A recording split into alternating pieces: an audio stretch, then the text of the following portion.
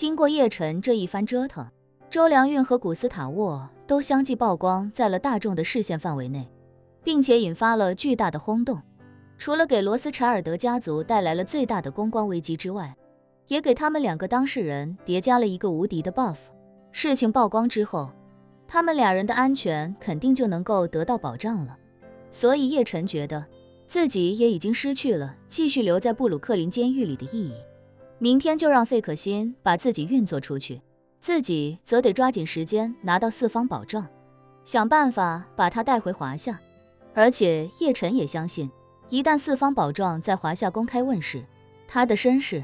以及这么多年来颠沛流离的命运，一定会让罗斯柴尔德家族陷入更大的被动。到那个时候，他们恐怕就不得不将周良运放出来了。至于古斯塔沃，自己与他毕竟相识一场，而他也帮了自己一个忙，所以保他一条性命也算是投桃报李。至于他以后在布鲁克林监狱过得是好是坏，就看他自己的造化了。此时此刻，古斯塔沃确实还在为自己的前途忐忑不安。就在这时，几名荷枪实弹的 FBI 探员来到牢房门外，铁门打开后，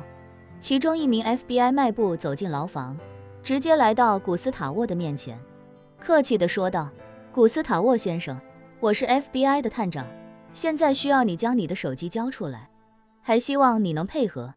古斯塔沃脱口道：“凭什么？这是罗斯柴尔德家族答应我的特权。”那名 FBI 探长开口道：“古斯塔沃先生，我们是来保护你的，所以我们不管你和罗斯柴尔德家族有怎样的协议，从现在开始，你的一切都要服从 FBI 的管理。如果你拒绝服从，那我们只能将你调离布鲁克林监狱，送往华盛顿监狱服刑。不过我要提醒你的是，如果去华盛顿监狱，那你只能一个人出发，到了那边没了身边人的照应，日子只会比这里更难熬。”古斯塔沃一听这话，心里便不由自主地惶恐起来。他知道自己现在已经没有资格去跟 FBI 讲条件了，所以将来自己在布鲁克林监狱的待遇也肯定不能和之前相提并论。不过叶晨说得很对，什么都没有活着最重要，毕竟在他的帮助下，自己保住了一条命。于是他只能不情愿地将手机掏出来递给对方，而那 FBI 将手机接过之后，立刻用古斯塔沃的人脸将手机解锁。解了锁，他便裂开登录视频网站后台看了看，确定就是这部手机。上传的视频之后，便对古斯塔沃说道：“古斯塔沃先生，你的手机暂时没收了，我会将它交给监狱的管理人员替你保管。”古斯塔沃点了点头，也知道自己没有其他选择。那 FBI 又对古斯塔沃说道：“古斯塔沃先生，从现在开始，你不能继续住在这间牢房了，我们为你安排了一个单人牢房，敏感阶段，你暂时就住在那里。FBI 为24小时保护你的人身安全，以后你的所有餐食都将由我们单独为你供应。这样的话，对你的管控可能会比之前严格一些，还希望你能够理解。”古斯塔沃没想到还真被叶晨说中了，只好微微点了点头，说道：“我都听你们的。” FBI 微笑道：“既然这样，那古斯塔沃先生就请跟我来吧。你不需要收拾任何个人物品了，从现在开始，你的个人物品也将由我们重新提供。你需要什么可以给我们列一个清单，只要不违反监狱规定，我们都可以为你安排。” FBI 也很清楚，眼前这个古斯塔沃是桑切斯家族曾经的灵魂所在，而且他们并不知道古斯塔沃已经被自己的儿子放弃，所以在他们眼里，古斯塔沃依旧是那个贩毒集团的皇帝，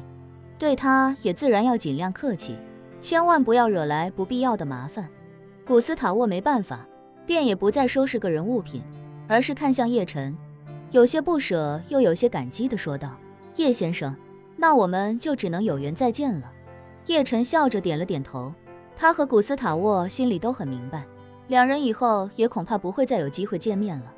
很快，一代枭雄古斯塔沃便被 FBI 从这间牢房带了出去。叶晨带 FBI 离开之后，拿出自己的手机，给费可辛发了一条信息，让他明天就想办法让自己离开布鲁克林监狱，本身他就是因为非法移民被抓进来的。像他这样的人，美国移民局抓到就先送进监狱，监狱关几天，发现此类人没有护照又没有钱，就会把他们从监狱里赶出去，让他们在美国的街头自生自灭。接管布鲁克林监狱的美国 FBI 不仅带走了古斯塔沃，也带走了白天暗杀古斯塔沃的约瑟夫。原本约瑟夫在 FBI 面前，我现在非常有江湖道义。当 FBI 质问他究竟是谁授意他暗杀古斯塔沃的时候，他一个字都不愿意说出口。在他看来，自己反正这辈子也没准备离开监狱，正所谓债多了不愁，虱子多了不痒，自己又何苦得罪古斯塔沃的儿子呢？可他还是低估了 FBI 的手段。FBI 的套路只有一个，并且屡试不爽，那就是你如果不跟我说实话，我就把你送到全美国最艰苦、最恶劣，并且最危险的监狱里去。虽说都是关一辈子，但是在什么环境下被关一辈子，这一点就非常重要了。约瑟夫在布鲁克林监狱是绝对能吃得开的，这得益于他10几年前就已经在纽约打下了自己的名号，所以他在自己家门口蹲监狱，许多小弟甚至慕名而来。可是，一旦 FBI 把他送到别的地方去服刑，尤其是送到那些关满了重刑犯、超级变态以及极端杀人魔的监狱，他的优势就荡然无存了。把一头老虎和一群鸡鸭鹅牛马羊关在一起，老虎自然乐得其所。可一旦把一头老虎和另一群老虎关在一起，那这头老虎的落差一定会非常大。考虑到自己未来几十年的生存环境，约瑟夫这次没有再顾及江湖道义，他忙不迭地说出了雇佣自己的真凶。古斯塔沃的儿子没等到天亮，就已经被卖给了 FBI。美国的 FBI 虽然看起来执法公正，但实际上他们是完完全全受美国政府操控的，而美国政府自然与罗斯柴尔德这种超级家族穿一条裤子，所以 FBI 自然也更倾向于帮助罗斯柴尔德家族。当他们从约瑟夫口中问出口供之后，他们几乎没有任何犹豫的立刻联系了罗斯柴尔德家族。罗斯柴尔德家族的霍华德此时正急得如热锅上的蚂蚁，网络上铺天盖地的辱骂都快把他骂成自闭症了，连带着整个罗斯柴尔德家族都在网上饱受攻击和批判。被人扒了内裤又捆住双手的罗斯柴尔德家族眼下正愁着如何遮羞，没想到 FBI 就传来了一个令他们兴奋不已的好消息。于是在罗斯柴尔德家族的授意下， FBI 紧急在网上发布了审讯约瑟夫的视频。这条视频虽然不能挽回罗斯柴尔德家族和古斯塔沃沆瀣一气的事实，但起码也算洗白了他们过河拆桥、卸磨杀驴的嫌疑。可是这条视频一出，远在墨西哥的埃克托·桑切斯就彻底炸了毛。家族的元老都在质问他，约瑟夫所说的这一切究竟是否属实。埃克托只能硬着头皮跳出来咒骂，这一切都是罗斯柴尔德的阴谋。按他的说法，毕竟谁都知道 FBI 跟美国政府尿的是同一个壶，这时候 FBI 找一个人来污蔑自己也完全在情理之中。罗斯柴尔德家族的人也没想到埃克托竟然还厚着脸皮反咬自己一口，于是也立刻跳出来表明自己并没有对 FBI 办案进行任何干涉，约瑟夫说的一切都是实情。可是这件事情到了这里，也就自然而然地陷入了一个僵局，就好像两个人站在一个坑的两端互相对骂，但是谁都没有把对方弄进坑里的办法。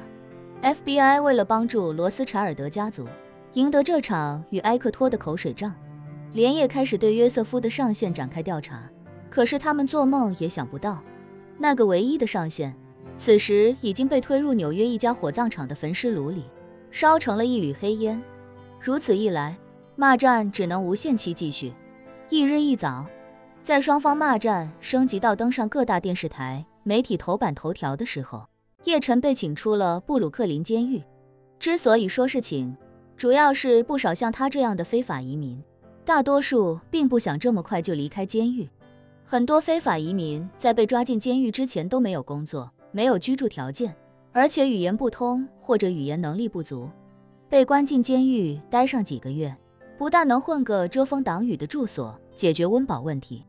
甚至还能在监狱里练习一下英语口语，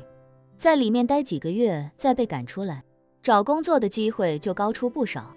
所以很多非法移民把监狱当成了新手村，进来混点经验再出去，相对会好很多。也正是因为如此，一般刚被抓进来就被请出来的非法移民都不愿意立刻离开监狱，大多数都会又哭又闹，想在监狱里刷完新手村任务。叶晨出来的时候，也象征性的演了一出依依不舍的戏码。好心的 FBI 把他推出监狱，指着监狱右侧的路口，不耐烦地说道：“往那边走3个路口左转，有一个救济站，你跑快点，还能要到1顿饭。”说完，头也不回地走回了铁门里，似乎生怕叶晨再跟着进来。叶晨伸了个懒腰，看了看时间，便打算先去唐人街找陈兆忠碰头，商量一下怎么把四方宝状带出美国，晚上再找机会去一趟周良运家的庄园，把四方宝状带回来。与此同时，在罗斯柴尔德家族的府邸，一夜未眠的霍华德急得在客厅里来回踱步。许多罗斯柴尔德家族的核心成员都已经赶了回来，此时正在他的面前，与他一起绞尽脑汁的思考，究竟该如何挽回家族目前所面对的被动局面。听着一帮人叽叽喳喳地说了半天，霍华德冷不丁地开口道：“我想明白了，眼前这一切麻烦，都是因为四方宝状的丢失。失去了四方宝状，风水运势已经不在我们罗斯柴尔德家族这边了。拿不回四方宝状，眼下所有的问题非但解决不了，还一定会冒出更多其他的麻烦。只要能拿回四方宝状，我们面临的一切麻烦都能迎刃而解。”说罢，他环视众人，厉声道：“你们听好，我霍华德·罗斯柴尔德今天以罗斯柴尔德家族之名起誓，谁能为罗斯柴尔德家族拿回真正的四方宝状，谁就是罗斯柴尔德家族下一代家主继承人。